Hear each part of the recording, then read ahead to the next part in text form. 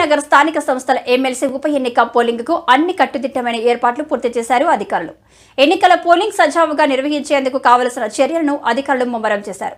ఉమ్మడి పాలమూరు జిల్లా వ్యాప్తంగా ఉన్న 1439 ఓటర్లకు గాను 10 పోలింగ్ కేంద్రాలను ఏర్పాటు చేసి ఎన్నికలు నిర్వహించనున్నారు అధికారులు.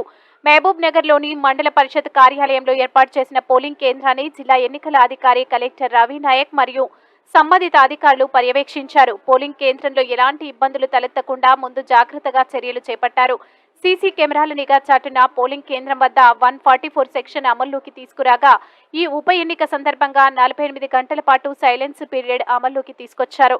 జిల్లా ఎన్నికల అధికారి కలెక్టర్ రవి నాయక్ అయితే ఇటు పోలింగ్ కు మరికొన్ని గంటలే సమయం ఉండటంతో పోటీలో ఉన్న 2 ప్రధాన పార్టీలైన అధికార కాంగ్రెస్, ప్రతిపక్ష బీఆర్ఎస్ పార్టీల అభ్యర్థులు ఓటర్లను తమ వైపు తిప్పుకునేందుకు పావులు కదుపుతున్నారు. తమ ఓటర్లను కాపాడుకునేందుకు క్యాంపులు ఏర్పాట్లలో పోటీలో ఉన్న ఆయన అభ్యర్థులు బిజీగా ఉన్నట్లు సమాచారం. ఏది ఏమైనా క్యాంపు రాజకీయాలతో హాట్గా మారిన ఈ ఉప ఎన్నికల్లో గెలుపు ఎవరిని వరిస్తుందో అని అంతా ఉత్కంఠంగా ఎదురు చూస్తున్నారు.